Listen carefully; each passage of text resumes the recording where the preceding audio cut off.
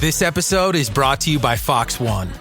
Watch all 104 matches of the FIFA World Cup live in 4K for just $19.99 a month with 3 days free. Build your own multi-view, choose up to 3 streams, and follow player spotlights. Stay on top of every moment with live stats, highlights, and instant replays. The FIFA World Cup, streaming live on Fox One. Offers are subject to change. See fox.com for complete terms and conditions.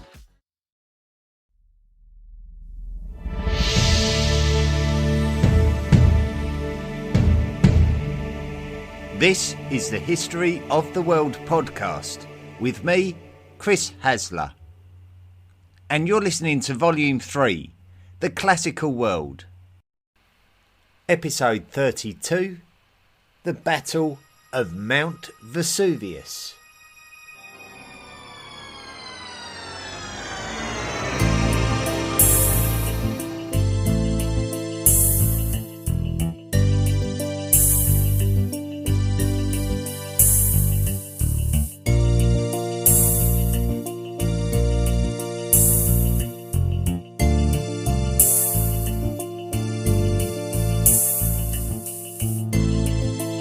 Despite many people knowing of Spartacus, due to his story being an inspirational heroic underdog story which tends to garner a lot of interest from many, the Battle of Mount Vesuvius is not always the first thing that comes to mind when you mention Mount Vesuvius, due to an event which happened in the following century, which will be covered in a future episode.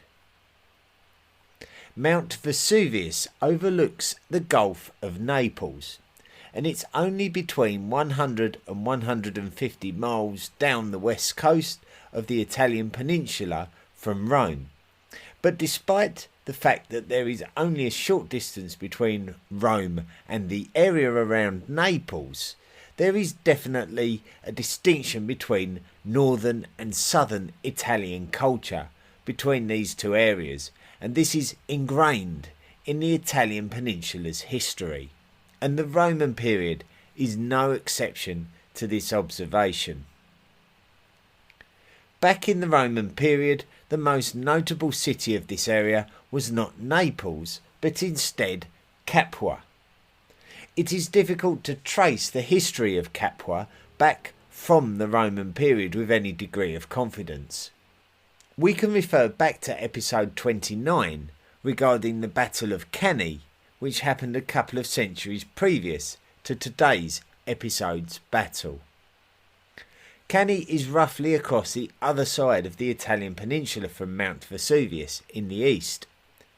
We learned during that episode that there was a migration of people from across the Adriatic Sea who came to be referred to as Iapygians and brought their Messapic languages with them.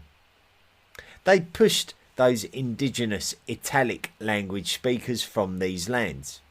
So this takes us back to a time early in the first millennium BCE, when it was likely that all the lands nearer to the south of the Italian peninsula were dominated by Italic language speakers, and experts suggest that the people who lived around Mount Vesuvius would have spoken a language called Oscan, an Italic language, and therefore one of the Indo-European language family. However, there was another culture that had arrived in the region at the beginning of the first millennium BCE, and we discussed this back in episode 9. They were the Euboeans, from the Greek island of Euboea, and they were settling the islands around the Gulf of Naples. There is very little evidence of much in the way of Greek colonisation before the Euboeans, so this was very early in the first millennium BCE. These migrants established the city of Cumae on the Italian mainland, which prospered as one of the most northern cities of the Greek colonies of the Italian peninsula, leading to the Romans referring to the lands in the south as Magna Graecia. As the centuries rolled by, the next dominant race of the west coast were the Etruscans, fundamentally based to the north of the city of Rome, but due to Rome being a small city, it was somewhat absorbed by the Etruscan southward expansion, which brought the Etruscans in contact with the Euboeans in Cumae. There was a lot of tension between the Greeks and the Etruscans in this area, and battles took place, but also some historians will see the Euboean contact with the Etruscans as a possible link which connects the migration of the Greek alphabet to Etruria, where the Etruscan alphabet would evolve, and then in turn the Romans would discover this new writing style and develop the modern Latin alphabet that the Western world uses today. However, Romans would have had their own interactions with the city of Cumae. The last king of Rome, Tarquin the Proud, was exiled from his throne and his home in the city of Rome and would head to Cumae in exile. Tarquin would actually end up in a position of power in Cumae, overthrowing the tyrant ruler Aristodemus. One group of people from this area of the peninsula who started rising to significance were the Samnites. The Samnites are linked to the somewhat indigenous Oscan speakers who we spoke of earlier. During the 5th century BCE, we know that the significant cities of Capua and Neapolis, which we know today as Naples, had definitely been established. The Samnites invaded the city of Cumae and expelled the Greeks, some of which went to Neapolis. This would last until the expanding Romans came into conflict with the Samnites in the 4th century BCE, and something that we spoke about back in episode 26. The Roman Republic. The Roman Republic had started as a kingdom, although the period of the monarchy from the 8th century to the 6th century BCE is only documented retrospectively by later writers, so we don't really know how much of the story is actually true or not. However, we mentioned that the last king of Rome, the highly controversial Tarquin the Proud, actually left Rome for the lands of Campania, where he was exiled by the Roman Senate and went to the Euboean Greek colony of Cumae. However, Rome itself would then become a republic and begin its own development, especially after the city was sacked by Gallic Celts in 390 BCE. Later in the 4th century BCE, the Romans decided that expansion was the best way to combat another potential attack, but this would upset many of the Latin societies around the city of Rome. So when the conflict between the Romans and the Samnites escalated during this century, the Latin League had no interest in supporting the Romans. So the Romans were frequently warring with their neighbours in the later years of the 4th century BCE, including defeating the Latin League and effectively gaining control over many of the cities of the League itself. This would enable Rome to bolster its position in their ongoing conflicts with the Samnites. However, it wasn't all one-sided between the Romans and the Samnites. The Romans did suffer an embarrassing defeat at the Battle of the Caldine Forks near Capua, where the Samnites entrapped and humiliated the Roman army. After the turn of the 3rd century BCE, the Roman army employed a new level of aggression against the Samnites to turn their fortunes around. Thanks to some ruthless advances on the battlefield, the Romans were able to swing the momentum in favour of themselves, eventually defeating the Samnites and annexing their lands. The Romans were now in control of the lands of Campania, which included the cities of Capua, Beneventum and Neapolis. The aftermath of the Samnite Wars was the start of the Pyrrhic Wars, in which King Pyrrhus of Epirus threatened these new lands of the Romans, but the Romans were able to resist the Epirot invasion, and Pyrrhus would eventually return home, prompting the Romans to annex the entire south of the Italian peninsula, in a bid to prevent anybody else from landing on the peninsula. This protection of the peninsula led to the Romans trying to secure the waters between the peninsula and the island of Sicily, which brought them into conflict with the Carthaginians, who were already on Sicily. This would escalate into the Punic Wars, which we followed closely during episodes 27 and 28. The Romans would defeat the Carthaginians on Sicily and effectively gain control of the island. This would force the Carthaginians to build a power base on the Iberian Peninsula in order to gain some wealth. But tensions grew between Carthage and Rome again before the Carthaginian commander Hannibal Barca would cross the Alps and invade the Roman Republic from the north. After Hannibal scored a famous victory at Cannae, the city of Capua would support the Carthaginians, but it appears that Neapolis remained loyal to Rome, so the region's loyalties were split. The Romans would make the Capuans pay for their rebellious actions, and ultimately Hannibal was forced to flee back to Carthage before the Romans eventually destroyed Carthage and ended the Punic Wars. The Romans then concentrated on foreign expansion by building a Mediterranean imperial area of influence. However, things were still very early in the development of Roman society on the Italian peninsula, and the people of the peninsula were still very ethnically diverse, with many different cultures speaking many different languages.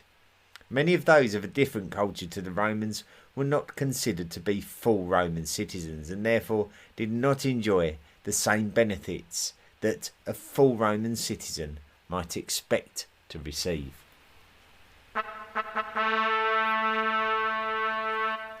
Roman slavery.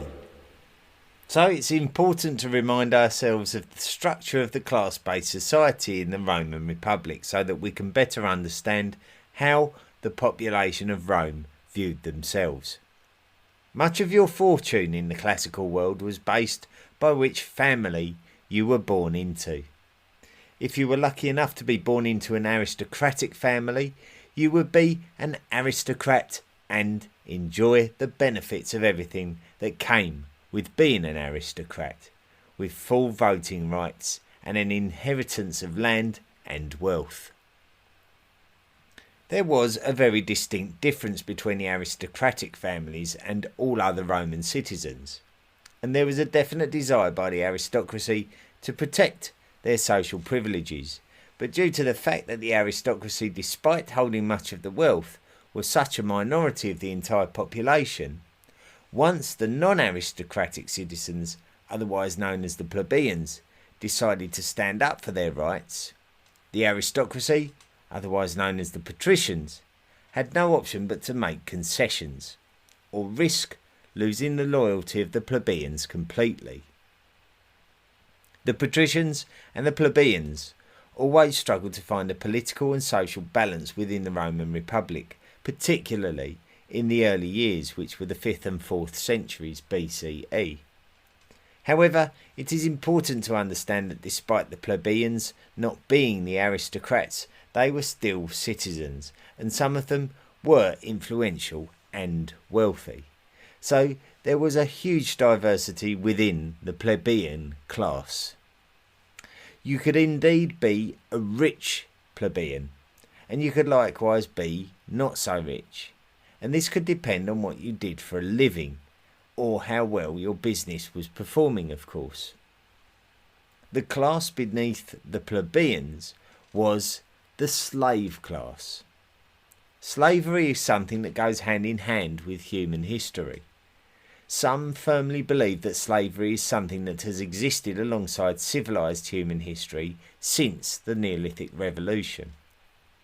Certainly in the lands of the European classical cultures, there is record of slavery going back to the Mycenaean Greeks, and one of the more famous stories of a slave class in classical antiquity is the story of the Mycenaean Helots under the rule of the Spartans, something that we first introduced back in episode 7 about the Athenians. Slavery in Roman culture became something of a necessity to ensure that the patricians and the plebeians could exploit the wealth of their expanding society. By conquering new lands, the Romans could enslave the populations to help the Roman citizens to protect and expand their own wealth.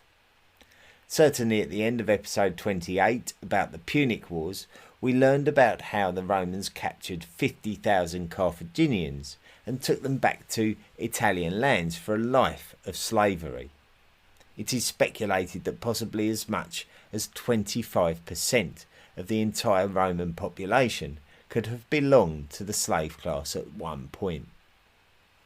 If you were a slave, you could have had a bad life, but also depending on who your master was, you could have had a reasonably comfortable life. It may have suited you to have been a slave, where you simply work all day without any responsibilities, and at the end of the day be fed and clothed and sleep comfortably each night. You may well have been able to live with your family all enslaved together, or working for the same citizen and being treated well. Slavery may not have necessarily meant a bad life. However, of course, there was another reality. Slaves would have been treated worse than animals by some masters, and you couldn't pick your master. If you were a captured foreigner from a land recently conquered by the Romans, you may have been transported back to Rome, where you would have been taken to a marketplace and stripped down in front of wealthy citizens who could assess your physical condition and make a bid to be your master. The more physically fit you were, the more desirable you were, and the higher price you could fetch. Likewise, if you had a skill, you would be valued. If you had intelligence, you might be a tutor to the children of your master. You may have had a craft which enabled you to create goods that could be sold to bring extra income into your master's household, benefiting everyone living under his roof. Female slaves could have made excellent company for the wives of Roman citizens, helping them to cook or tend the children. Some slaves would have been skilled musicians capable of providing entertainment. Others would have been physically intimidating and the perfect protector of property, or even a very able bodyguard. However, the attribute of being physically able and the Roman desires of being entertained also led to another purpose for slaves. Some slaves may have been sold to owners who would be responsible for providing entertainment at Roman theatres. Romans would be excited to see two physically impressive slaves in active combat with each other, or even in active combat with animals. Some slaves would be trained so that the drama of watching them complete would be exhilarating for the audience. The best entertainment would involve the slaves wearing an armoured outfit and being trained to use a steel sword called a gladius, and therefore these experts would be called gladiators. Some gladiators would achieve notoriety for their ability to entertain crowds, becoming the desired and admired competitor of the day before the crowds returned home, and the gladiator would have to return to his slave encampment for a life of denied rights and potential humiliation before being called upon again to enter the arena to the adulation of the adoring crowd, which in reality may not have been enough to prevent the gladiator's own death in the spirit of this public spectacle of combat. Spartacus. It is likely that the slave named Spartacus was once paraded in a marketplace as a tall, young, physically fit captive from the Roman-acquired lands in Thrace, modern-day Bulgaria. We shouldn't be too surprised to hear that we know nothing of Spartacus's background, as he was just a slave. There would have been no reason for Roman scribes to have had any interest in him as an individual aside from what entertainment he could provide them with. Plutarch, writing well after the lifetime of Spartacus, would describe Spartacus as an intelligent and cultured man. When we look at what Spartacus achieved, then this analysis of him makes perfect sense. Some sources actually claim that he did in fact serve as a Roman soldier at some point during his lifetime. What we can probably be comfortable with is the fact that Spartacus was a gladiator at some point during his lifetime, and that Spartacus was a student held captive at a gladiator school around the city of Capua. We can't be sure what the catalyst was to the events that would lead to Spartacus becoming the ringleader for a slave revolt, but we do know that a number of gladiators, slaves and former gladiators would have been attracted to the prospect of breaking free from the shackles of a life of slavery, maybe believing that there was a route back to the freedom that may have once been enjoyed by Spartacus back home in Thrace. We cannot even be sure if Spartacus was the one who instigated the entire revolt in the first place, or whether he was just an elected leader by a group of around 70 revolters. What we can probably be sure of is that they mob-handedly forced their way out of the gladiator school, taking a lot of equipment and weapons with them. They would have had to have fought their way out of imprisonment, and it appears that they fled to Mount Vesuvius, where they would have been able to view their surroundings.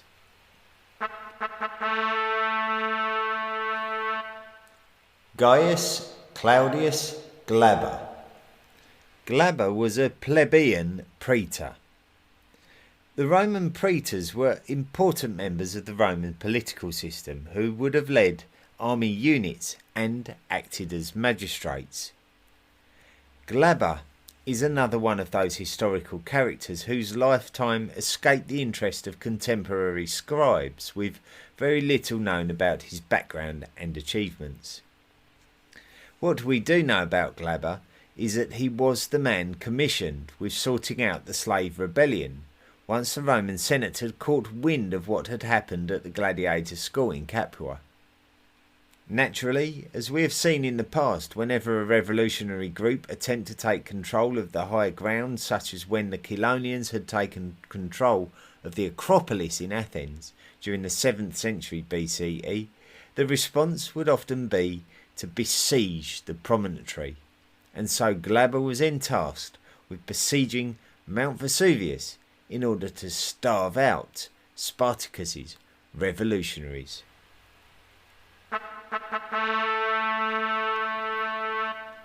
Prelude to the battle.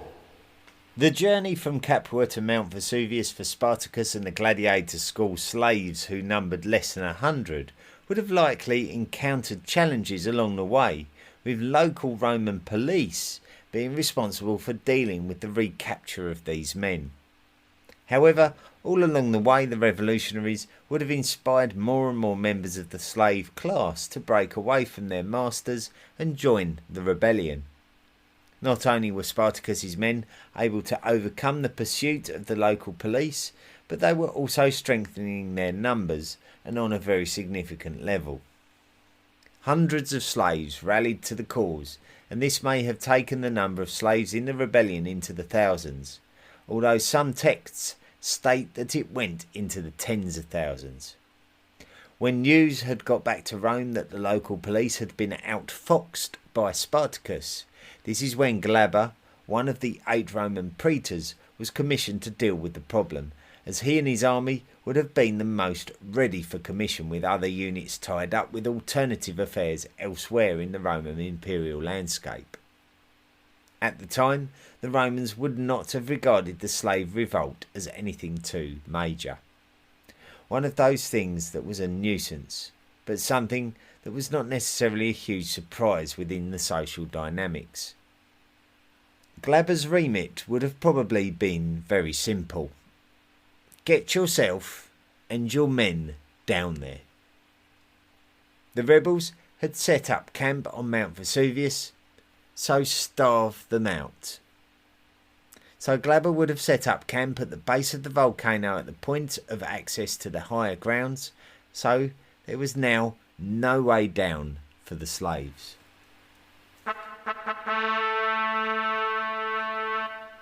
The Battle of Mount Vesuvius.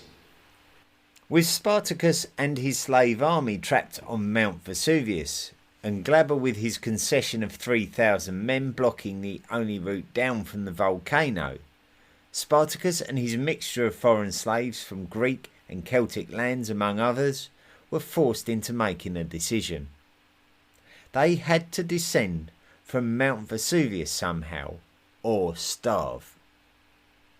So the slaves started utilising the wild vines growing on Vesuvius and weaving them into long ropes.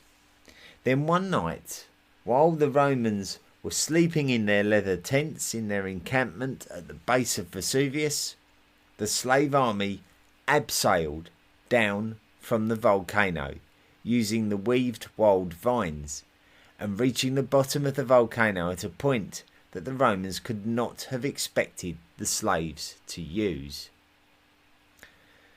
The Romans would certainly have not left their encampment unguarded.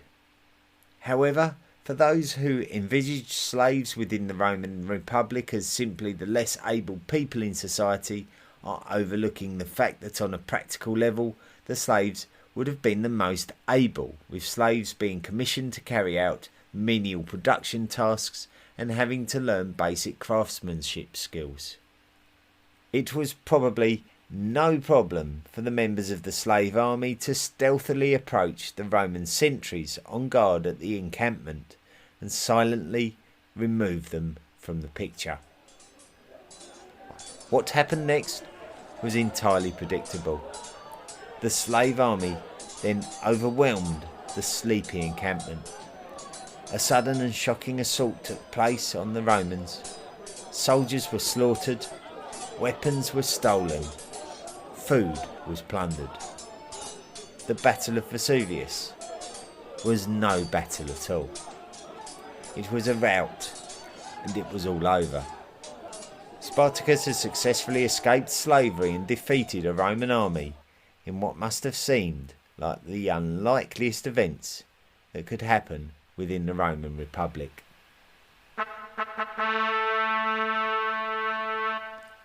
Aftermath. The Battle of Mount Vesuvius was actually a catalyst for something much bigger. It took place in 73 BCE, and it created a bigger problem for the Roman Republic for the next 2 years. When news got around that a slave army had defeated a Roman army, the hopes of many desperate slaves were raised to the point where many thousands now flocked to the aid of Spartacus's army. Glaber's failure to deal with the problem was now a serious issue, and we have absolutely no idea whether he was killed at the scene or whether he fled to safety. I cannot personally imagine that he would have had any sympathy at all from the Roman Senate for shamefully not dealing with this slave revolt. This would have been a sharp reflection on his perceived capabilities. The slave army kept growing, and the ongoing feud and conflicts became known as the Third Servile War, otherwise known as the War of Spartacus, or as Plutarch, the Greek author, dubbed it, the Gladiator War, as many of the original core of slaves would have served as gladiators at some point in their lives. The slave army had grown so large that praetors were sent with entire legions to tackle the slave army. The slave army had been trained in close combat skills, and Spartacus had the ability to be an inspirational leader who kept this large movement under some sort of control. The slaves were successfully ambushing those Roman legions on more than one occasion.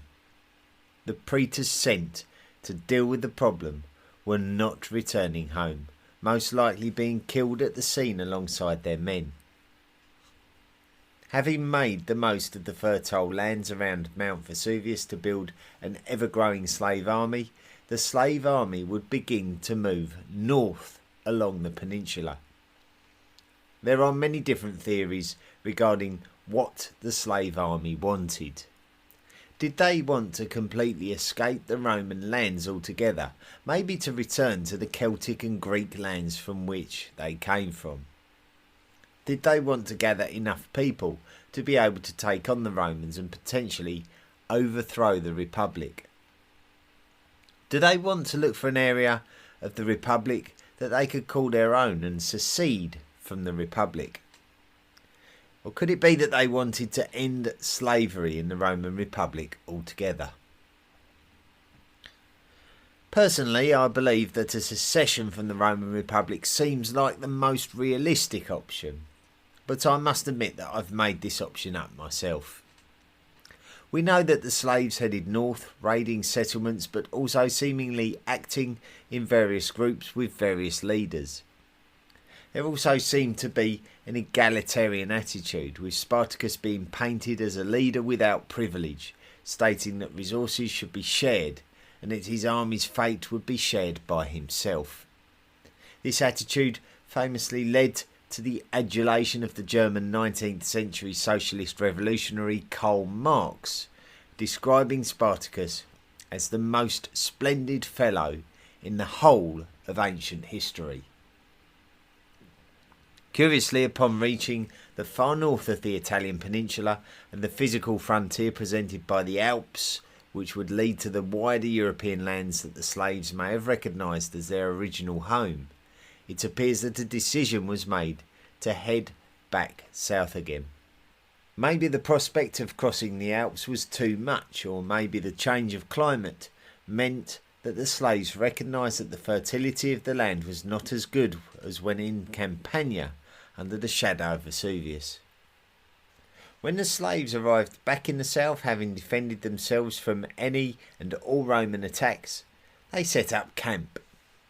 Descriptions have been made of a training camp being set up to refine the military abilities of the slave following. If the slaves were farming the land, then travelling merchants would have shown an interest in the surplus and traded metals with the slaves, which could be used to construct weapons.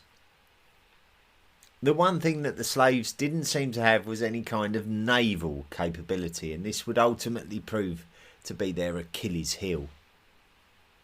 So serious was the threat of the slave movement that the Roman Senate had to now treat this as a problem of national importance instead of just a civil annoyance. It would be the experienced and wealthy statesman, Marcus Licinius Crassus, who would be commissioned to deal with the problem next.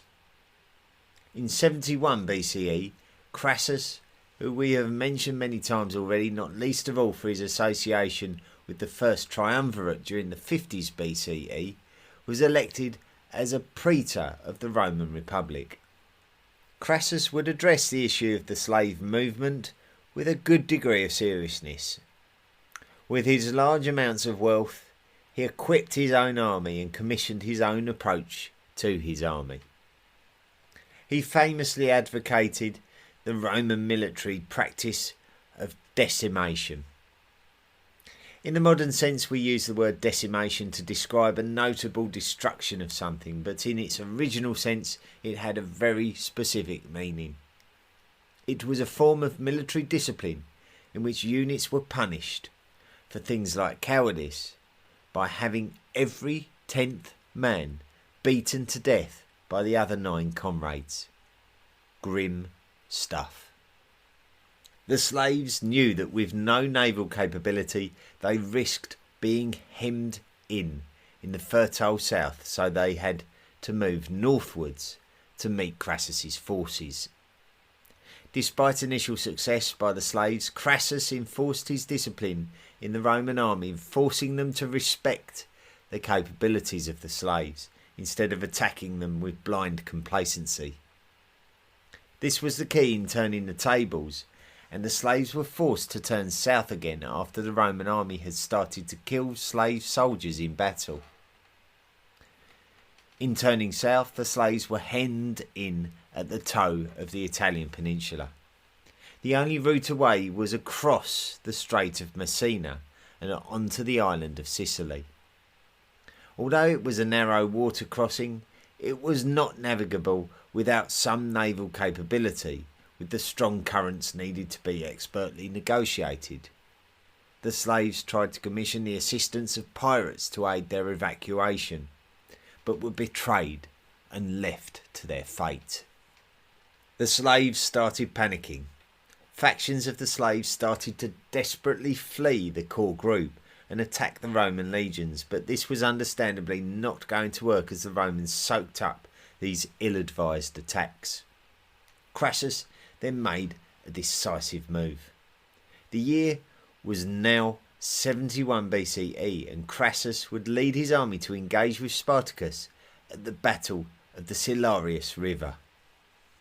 There are heroic reports of Spartacus making a dash towards Crassus, who was observing the battle from higher ground, with Spartacus killing 2 centurions in his attempt.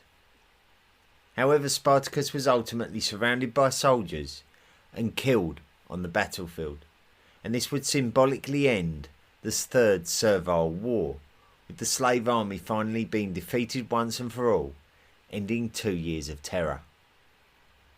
Some slaves attempted to flee from the area, but were ultimately tracked down by the soldiers of another Roman military general called Pompey, who we have also talked about on many occasions during this podcast series already. Both Pompey and Crassus would need to send a propaganda message to the entire Republic to prevent any such slave uprising ever again. The Appian Way was a Roman road which led from the Circus Maximus in Rome to the lands of the south, and the route between Rome and Capua was lined with 6,000 crucified slaves. The crucifixion would involve the slave being attached to a wooden cross, possibly using nails, and then simply leaving them to die slowly. The Servile Wars were over.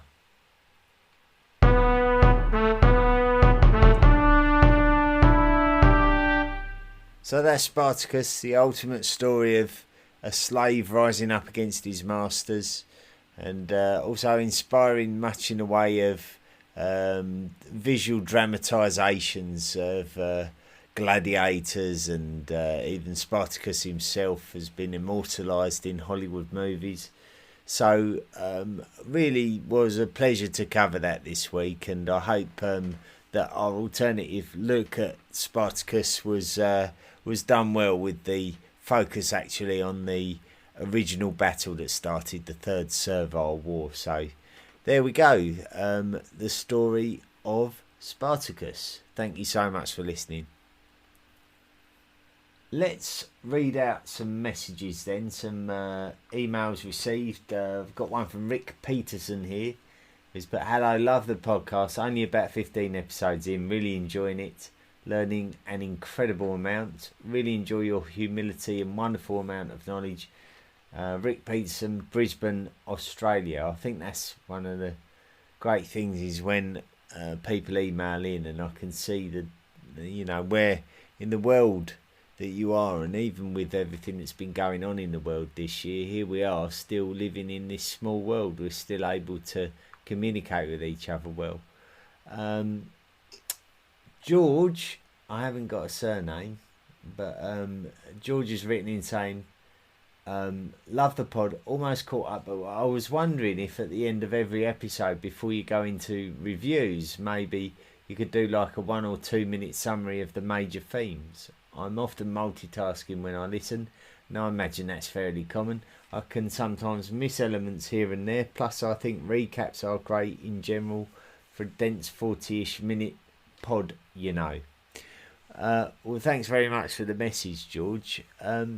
Yeah, do you know, I think it probably is worth considering something like that. I think it is good to sort of lead into things, and I think it's, reminders and summaries are all very good in podcasting, because otherwise you just end up with a meandering monologue which doesn't really do much for everybody. Like if you're good at listening, you'll be fine. If you're not so good and you need your attention to be fixed, sometimes it is good to have that kind of thing, like a summary or a reminder of what's going on. So I do agree to a degree, and maybe that is something that can be changed going forward. So thanks for the message, George. Also received a message from Molly Gardner, who's put, "Dear Mr. Hasler, I hope you don't mind me writing this, but just wanted to say thank you for your amazing podcast. I stumbled across it a few months ago. It began from the beginning, so I have to confess to being quite a bit behind everyone else, but I'm thoroughly enjoying working my way through the episodes and learning so much. I cannot begin to imagine the amount of research and careful planning that goes into creating the episodes, and I just wanted to thank you again for the tremendous content. It has been so lovely to explore new things in lockdown and learn new things I would never have normally. Thank you again, and I can't wait to continue listening in the future. Best, Molly Gardner." Thanks, Molly. That's a very warm message, and I did attempt to personally respond to it, but the email address that you submitted, it wouldn't allow me to. It just sort of bounced back. So sadly, I wasn't able to give you a personal response. But if you're able to send me the correct email address, I'd be happy to send you a message, Molly. But thanks so much for the email. That's very kind. I always get very kind messages from the hot welders from the History of the World podcast community. Let's read some reviews out while we're on this subject. Let's have a look.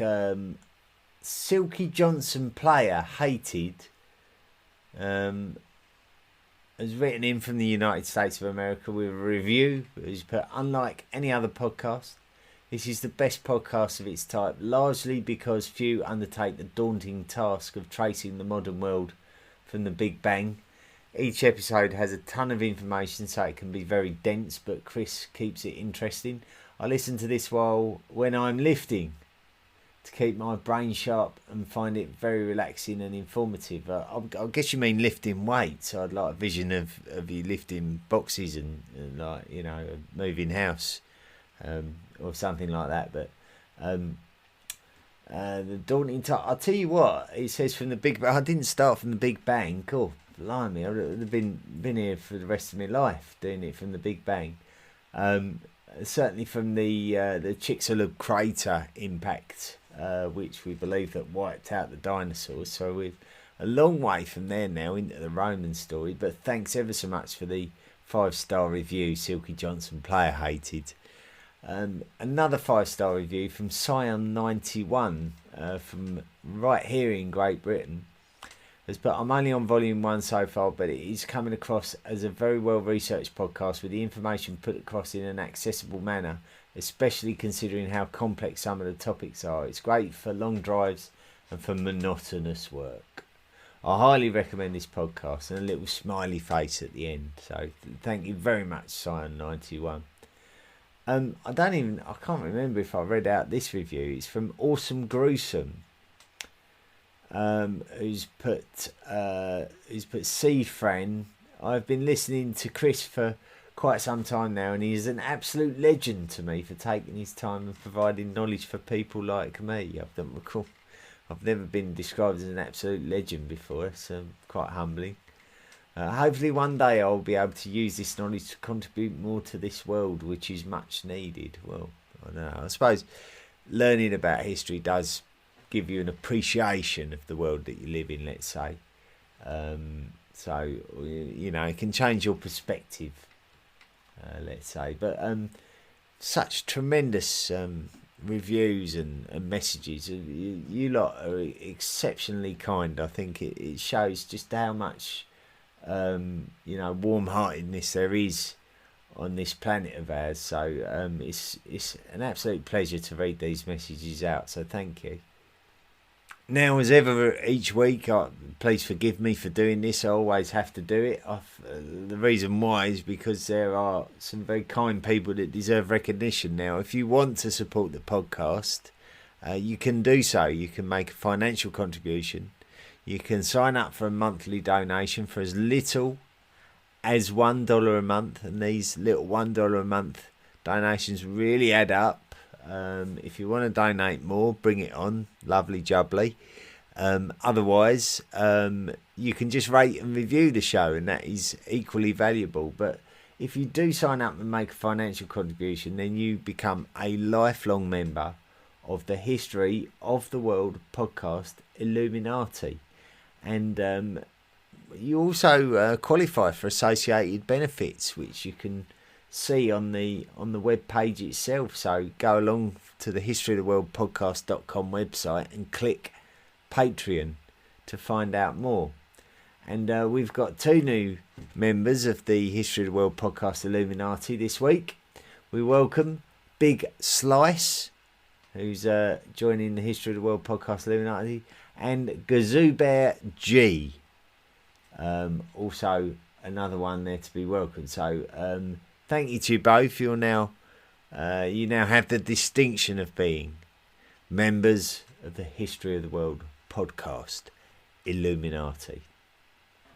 So, coming up next week, what have we got coming up next week? Well, we're going to link up again with the story of the Persian lands.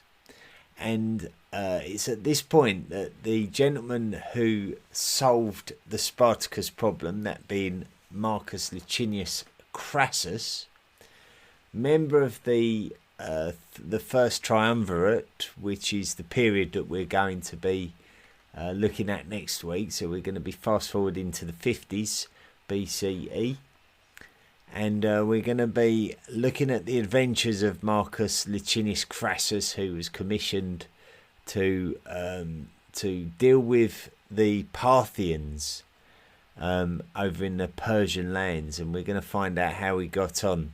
So next week we're going to be looking at the Battle of Carrhae